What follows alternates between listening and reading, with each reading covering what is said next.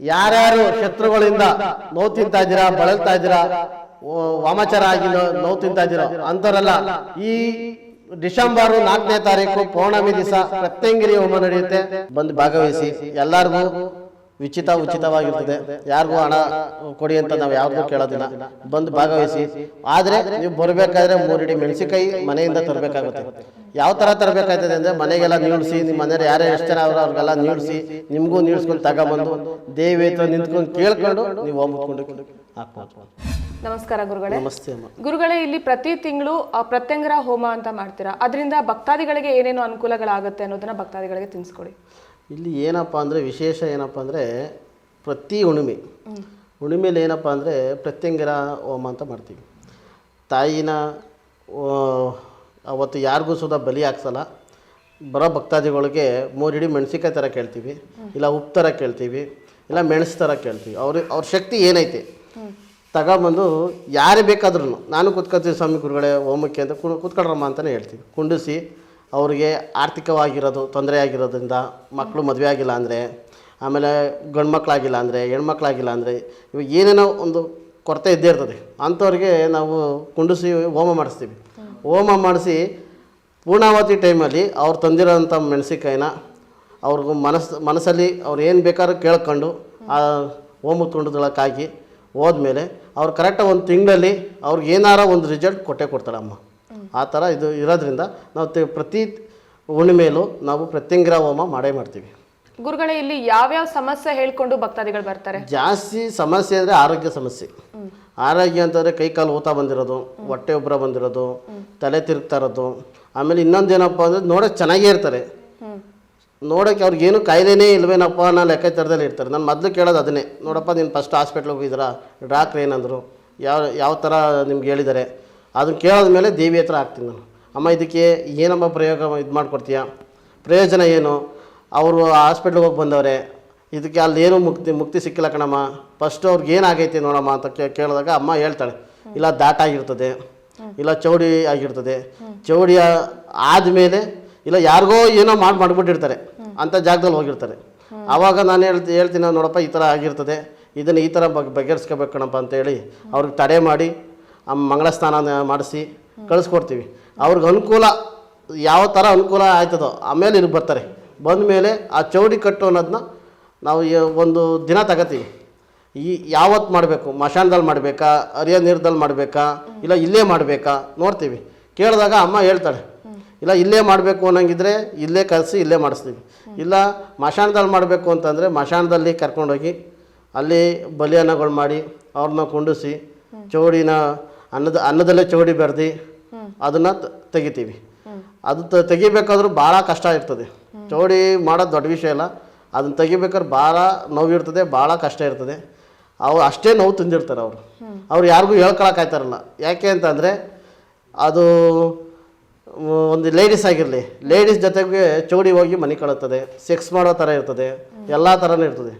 ಆಮೇಲೆ ಅವ್ರಿಗೇನೂ ಗೊತ್ತಿರಲ್ಲ, ಇದು ಏನು ಮಾಡ್ತಾಯಿತೆ ಅಂತಲೇ ಗೊತ್ತಿರಲ್ಲ. ಆಮೇಲೆ ಯಾವುದೇ ಒಂದು ದೇವಸ್ಥಾನಕ್ಕೆ ಹೋಗ್ಬೇಕಾದ್ರೂ ಬಿಟ್ಕೊಡಲ್ಲ, ಅದು ತೆಗೆದು ಬಿಡ್ತಾರೆ ಅನ್ನೋ ಒಂದು ಉದ್ದೇಶಕ್ಕೆ ಬಿಟ್ಕೊಡಲ್ಲ. ಆಮೇಲೆ ಮನೆ ಏಳಿಗೆ ಮಾಡೋಕ್ಕೆ ಬಿಡಲ್ಲ, ಆರ್ಥಿಕವಾಗಿ ದುಡ್ಡು ಕಾಸು ಇದರಲ್ಲೆಲ್ಲ ನಿಲ್ಲಿಸ್ಬಿಡ್ತದೆ. ವಾಹನ ಯಾವ್ದಾರ ಒಂದು ವಾಹನದಲ್ಲೇ ಆಗಲಿ ಆಕ್ಸಿಡೆಂಟ್ಗಳು ಜಾಸ್ತಿ ಮಾಡಿಸ್ತಾ ಇರ್ತದೆ. ಭಾಳ ತೊಂದರೆ ಮೇಲೆ ತೊಂದರೆ ಆಯ್ತಾ ಇರ್ತದೆ ಅವ್ರಿಗೆ. ಆಮೇಲೆ ಅವ್ರ ಮನೆ ದೇವ್ರುಗಳು ಸುಧಾ ಏನೂ ಮಾಡೋಕ್ಕಾಗಲ್ಲ. ಯಾಕೆಂದರೆ ಇದೊಂದು ಚೌಡಿ ಇದೆ, ಒಂದು ಶಕ್ತಿ ಅದು. ಆ ಶಕ್ತಿನ ಹಿಡಿಬೇಕಾದ್ರೆ ಇನ್ನೊಂದು ಚೌಡಿ ಕಡೆಯಿಂದಲೇ ಹಿಡಿಬೇಕು. ಯಾವ ಮಾಡಿಸಿ ಹೊಡಿತಾರಲ್ಲ ಆ ಥರನೇ ಮಾಡಬೇಕು ಇದನ್ನು. ಗುರುಗಳೇ, ಈಗ ಹೋಮದಲ್ಲಿ ಭಾಗವಹಿಸ್ಬೇಕಂತ ಅಂದರೆ ಏನೇನು ತೊಗೊಂಡು ಬರಬೇಕಾಗುತ್ತೆ ಭಕ್ತಾದಿಗಳು? ಅವ್ರ ಮನೆಯಿಂದ ಬರೋ ಭಕ್ತಾದಿಗಳು ಅವ್ರ ಮನೆಯಿಂದ ಮೆಣಸಿನ್ಕಾಯಿ 3 ಹಿಡಿ ಮೆಣಸಿನ್ಕಾಯಿ ಹೇಳ್ತೀವಿ, ಒಣಮೆಣಸಿನ್ಕಾಯಿ, ಇಲ್ಲ ಅಂದರೆ 3 ಹಿಡಿ ಉಪ್ಪು ಹೇಳ್ತೀವಿ, ಇಲ್ಲ ಮೆಣಸು ಹೇಳ್ತೀವಿ. ಅವ್ರ ಕೈಯಲ್ಲಿ ಯಾವುದು ಶಕ್ತಿ ಇರ್ತದೆ ಅದನ್ನು ತಗೊಂಬಂದು ಹೋಮದ ಕುಂಡದೊಳಗೆ ಹಾಕಿ ಆ ತಾಯಿಗೆ ಅವ್ರದ್ದು ಏನೈತೆ ಕಷ್ಟನ ಕೇಳ್ಕೋಬೇಕಾಯ್ತದೆ. ಮತ್ತೇನು ಅಮ್ಮಂಗೆ ಉಡಿ ಆಗಿರ್ಬೋದು, ಹಣ್ಣು ಕಾಯಿ ಆಗಿರ್ಬೋದು, ಈ ಥರ ಏನಾದ್ರು ತರ್ಬೋದಾ? ಈ ದೇವ್ರಿಗೆ ಹಣ್ಣು ಕಾಯಿ ಅನ್ನೋದೇ ಇಲ್ಲ. ಇಲ್ಲಿ ಏನಿದ್ರು ರಕ್ತ, ಅಲ್ಲಿ ನಿಂತ್ಕೊಂಡು ಕೂಗಿ ಹೇಳಬೇಕು, ಒಂದು ಬಲಿ ಹಿಡ್ಕೊಂಡು ಅದನ್ನು ರಕ್ತ ಇದು ಮಾಡ್ತೀವಿ. ಹಣ್ಣು ಕಾಯಿ ತಂದ್ಕೊಡಿ, ಹೂವು ತಂದ್ಕೊಡಿ, ನಾವು ಯಾವುದಕ್ಕೆ ಅದು ಕೇಳೋದೇ ಇಲ್ಲ. ನಾವು ಒಂದು ಕೋಳಿ ತಗೊಂಡು ಅಲ್ಲಿ ನಿಂತ್ಕೊಂಡು ಹೇಳಿ ಆ ರಕ್ತ ತಗೊಂಡು ಆ ತಾಯಿ ನಾಲಿಗೆ ಮೇಲೆ ಬಿಡ್ತೀವಿ. ನಿಮ್ಮ ಕಷ್ಟ ಏನೈತೆ ಕೇಳ್ಕೊಳ್ಳಿ. ಹೋಮಕ್ಕೆ ಬರೋರು ಒಂದೇ, ಮನೆಯಿಂದ 3 ಹಿಡಿ ಮೆಣಸಿನ್ಕಾಯಿ ತರಬೇಕು, ಉಪ್ಪು ತರಬೇಕು, ಇಲ್ಲ ಮೆಣಸು ತರಬೇಕು, ತಂದು ತಾಯಿನ ಕೇಳ್ಕೊಂಡು ಹಾಕಬೇಕು. ಗುರುಗಳೇ, ಈ ಹೋಮದಲ್ಲಿ ಭಾಗವಹಿಸಿರೋ ಭಕ್ತಾದಿಗಳ ಆಗಿರೋ ಅನುಕೂಲಗಳ ಬಗ್ಗೆ ಒಂದೆರಡು ಉದಾಹರಣೆ ಕೊಡಿ. ಬೇಜಾನು ಅನುಕೂಲ ಆಗಿದೆ. ಯಾವ ಥರ ಅಂತಂದರೆ ಭಾಳ ಫುಲ್ಲು ನಡೆಯೋಕ್ಕೆ ಆಗ್ತಿರಲಿಲ್ಲ ಅವ್ರನ್ನ. ಕಾರಲ್ಲಿ ಒಂಥರ ಎಣ ಎತ್ಕೊಂಬಂದಂಗೆ ಎತ್ಕೊಂಬಂದು ಕುಂಡಿಸೋರು ಇಲ್ಲಿ. ನಾನು ಅವ್ರಿಗೆ ಹೇಳಿನಿ, ಅವ್ರಿಗೆ ಯಾಕಪ್ಪ ಈ ಥರ ಎಲ್ಲ ಕರ್ಕೊಂಬಂದಿದ್ದೀರಾ ಅಂತಂದಾಗ ಈ ಥರ ತೊಂದರೆ ಆಗೈತೆ, ಎಲ್ಲೆಲ್ಲೋ ದೇವಸ್ಥಾನಗಳಿಗೆ ಹೋಗಿದ್ದೀವಿ ಆಗಿಲ್ಲ, ಹಾಸ್ಪಿಟ್ಲಿಗೆ ತೋರಿಸಿದ್ದೀವಿ, ಎಲ್ಲ ನಾರ್ಮಲ್ ಬರ್ತಾಯಿದೆ ಗುರುಗಳೇ, ಇದಕ್ಕೆ ಯಾವ ಥರ ಪ್ರಯೋಗ ಯಾವ ಥರ ಇದು ಮಾಡೋರೋ ಗೊತ್ತಿಲ್ಲ ನಮಗೆ, ಇವು ಥರ ಬಿದ್ದೋಗಿದ್ದಾರೆ ಅಂತ ಅಂದಾಗ ನಾವು ಅವ್ರಿಗೆ ಮಂಗಳ ಸ್ನಾನ ಮಾಡಿಸಿ ಒಂದು ತಡೆ ಮಾಡಿಸಿ ಮಂಗಳ ಸ್ನಾನ ಮಾಡಿಸಾದ್ಮೇಲೆ ಹೋಮ ಮಾಡಿಸೋವು. ಹೋಮ ಮಾಡಿದಾದ್ಮೇಲೆ ಅವ್ರಿಗೆ ನಾನು ಕೇಳಿದ್ದು, ನಾನು ನೋಡಮ್ಮ ಸುಳ್ಳಂತೂ ಹೇಳಬೇಡಿ, ನಿಜ ಹೇಳಿ, ಬರೋ ಭಕ್ತಾದಿಗಳಿಗೆ ಒಳ್ಳೇದಾಗಲಿ, ಯಾರಿಗೂ ಇಲ್ಲಿ ಮೋಸ ಬೇಡ, ಆ ದೇವಿ ಹತ್ರ ನೀವು ಏನು ಬೇಕಾದ್ರೂ ಕೇಳಿ ಅಂತ ಕೇಳ್ತಿದ್ದೋ. ಮೈಸೂರವರೊಬ್ಬರು ಫುಲ್ಲು ಹೊಟ್ಟೆ ಉಬ್ರ ಬಂದ್ಬಿಟ್ಟಿತ್ತು ಅವ್ರಿಗೆ. ಉಬ್ರ ಅಂದರೆ ದಪ್ಪ ಆಗ್ಬಿಟ್ಟಿತ್ತು, ಸಿಕ್ಕಾಬಿಟ್ಟೆ ಹೊಟ್ಟೆ. ಅವ್ರು ಹೇಳ್ತಿದ್ದು ಒಂದೇ, ಕೈಯೆಲ್ಲ ಕೈ ಕಾಲೆಲ್ಲ ಫುಲ್ಲು ಸಣ್ಣ, ಹೊಟ್ಟೆ ಫುಲ್ಲು ದಪ್ಪ, ನಾನು ಬದುಕ್ತೀನ ಹೆಂಗೋ ಗೊತ್ತಿಲ್ಲ ಸ್ವಾಮಿ, ಯಾವ ಥರ ಇದು ನನ್ನನ್ನು ಉಸಾರು ಮಾಡ್ತೀರಾ ಅಂತ ಕೇಳೋರು. ಆವಾಗಲೂ ನಾನು ಕೇಳಿದೆ, ನಾನು ಅಮ್ಮನ, ಅಮ್ಮ ಈ ಥರ ಬಂದವರೇ ಕಣಮ್ಮ, ದೂರದಿಂದ ಬಂದವರೇ, ಅವರು ತುಂಬ ಬಡವರು, ಅವ್ರಿಗೆ ಯಾವ ಥರಲ್ಲೂ ಹಣದಿಂದ ಯಾವ ಥರಲ್ಲಿಂದಾಗಲಿ ಆರ್ಥಿಕವಾಗಿ ಇದಿಲ್ಲ ಕಣಮ್ಮ, ಅವರು ಚೆನ್ನಾಗಿಲ್ಲ, ಭಾಳ ಎಲ್ಲನೂ ಕುಂಠಿತ ಆಗೈತೆ, ಯಾವ ಲೆಕ್ಕಾಚಾರದಲ್ಲಿ ಮಾಡ್ಕೊಡ್ತೀಯಮ್ಮ ಅಂತ ಕೇಳಿದಾಗ ಅಮ್ಮ ಒಂದೇ ಮಾತಲ್ಲಿ ಕೇಳ್ತಿದ್ದು, ಅವ್ರಿಗೊಂದು ಚಿಕ್ಕದಾಗಿ ಒಂದು ಹೋಮ ಹಾಕ್ಕೊಡು ಅಂದಾಗ ನಾವು ಪುರೋಹಿತರುಗಳನ್ನ ಕರೆಸಿ ಅವ್ರಿಗೆ ಮಂಗಳ ಸ್ನಾನ ಮಾಡಿಸಿ ತಡೆಯೆಲ್ಲ ಮಾಡ್ದಾದ್ಮೇಲೆ ಕುಂಡಿಸಿ ಅವ್ರಿಗೆ ಹೋಮ ಮಾಡಿಸಿ ಮೃತ್ಯುಂಜಯ ಹೋಮ ಎಲ್ಲ ಮಾಡಿ ಅವ್ರನ್ನ ಮನೆ ಕಳಿಸ್ಕೊಡ್ತಿದ್ದೋ. ಅವರು ನಾನು ಕೇಳಿದ್ದು, ನಾನು ಅವ್ರನ್ನ ನಂಬರ್ನ ನಮ್ಮ ಡೈರಿಲಿ ಬರೆದು ಕೇಳ್ತಾ ಇದ್ದೀನಿ, ನಿಮ್ಗೆ ಯಾವ ಥರ ಇದೆ, ಹೆಂಗಿದೆ, ಎಷ್ಟು ದಿನಕ್ಕೆ ನಿಮ್ಗೆ ಗುಣಮುಖ ಆಯ್ತಾ ಇದೆ ಅಂತೆಲ್ಲ ಕೇಳಿದಾಗ ಅವ್ರು ಹೇಳೋರು ನನಗೆ 11 ದಿವ್ಸಕ್ಕೆ ಸ್ಟಾರ್ಟ್ ಆಯಿತು, ನನಗೆ ಉಬ್ಬರೆಲ್ಲ ಕೆಳಕ್ಕೆ ಒಂದು ವಾರಕ್ಕೆ, ಒಂದು 3 ದಿವಸಕ್ಕೆ, ಎಲ್ಲ ಥರನೂ ಹೇಳೋರು. 40 ದಿವ್ಸಕ್ಕೆ ಏನೂ ಇಲ್ಲ, ನಾನು ಚೆನ್ನಾಗಿದ್ದೀನಿ ಅಂತ ನಾವು ಎಷ್ಟೋ ಜನ ಬಂದಿಲ್ಲಿ ಪೂಜೆ ಮಾಡಿಸ್ಕೊಂಡು ತಾಯಿಗೆ ಬಲಿ ಕೊಟ್ಟು ಅವ್ರ ಕೈಯಲ್ಲಿ ಅವ್ರ ಭಕ್ತಿಲಿ ಒಂದು 100 ರೂಪಾಯಿ ಕೊಟ್ಟವರು, 1000 ರೂಪಾಯಿ ಕೊಟ್ಟವರು, ಅದು ಅವ್ರ ಭಕ್ತಿ ಕೊಟ್ಬಿಟ್ಟು ಮಾಡ್ಕೊಂಡು ಹೋಗೋರು. ಬೇಜಾನ್ ಜನ ಒಳಿತಾಗೈತೆ.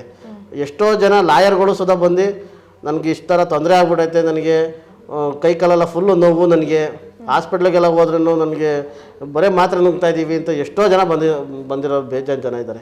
ಬಂದಿರೋರಿಗೆ ನಾನು ಅದನ್ನೇ ಕೇಳೋದು, ನಿಮ್ಗೇನು ಒಳ್ಳೇದಾಗೈತೆ ಏನಾಗೈತೆ, ಯಾವ್ದು ಲೆಕ್ಕಾಚಾರದಲ್ಲಿ ಏನು ಕೇಳ್ತೀರೋ ಅಮ್ಮನ ಕೇಳ್ಕೊಳ್ಳಿ, ನನ್ನ ಹತ್ರ ಏನು ಮಾತಾಡಬೇಡಿ, ದೇವ್ರ ಹತ್ರನೇ ಡೈರೆಕ್ಟಾಗಿ ಕೇಳಿ ಅಂತಲೇ ಹೇಳಿ. ಗುರುಗಳೇ, ಹೋಮ ಮಾಡಬೇಕಂದ್ರೆ ಒಂದು ಟೈಮಿಂಗ್ಸ್ ಅಂತ ಇರುತ್ತೆ, ಎಷ್ಟು ಗಂಟೆಯಿಂದ ಎಷ್ಟು ಗಂಟೆವರೆಗೂ ಅನ್ನೋದು? ನಮ್ಮದು ಬೆಳಗ್ಗೆ 10 ಗಂಟೆ ಸ್ಟಾರ್ಟ್ ಮಾಡಿದ್ರೆ ಸಾಯಂಕಾಲ 5:30 ತನಕ ಇರ್ತದೆ.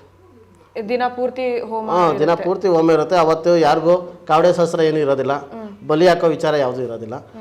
ಯಾರೇ ಬರಲಿ ಭಕ್ತಾದಿಗಳು, ಸ್ವಾಮಿ ನಾವು ಒಂದು 10 ನಿಮಿಷ ಕುತ್ಕೋಬೋದು, ಹೋಮದ ಜೊತೆ ಕುತ್ಕೊಂಡು ಅವ್ರಿಗೆ ಭತ್ತದೊರಳೆಲ್ಲ ಕೊಡ್ತೀವಿ, ಹಾಕ್ಬೋದು.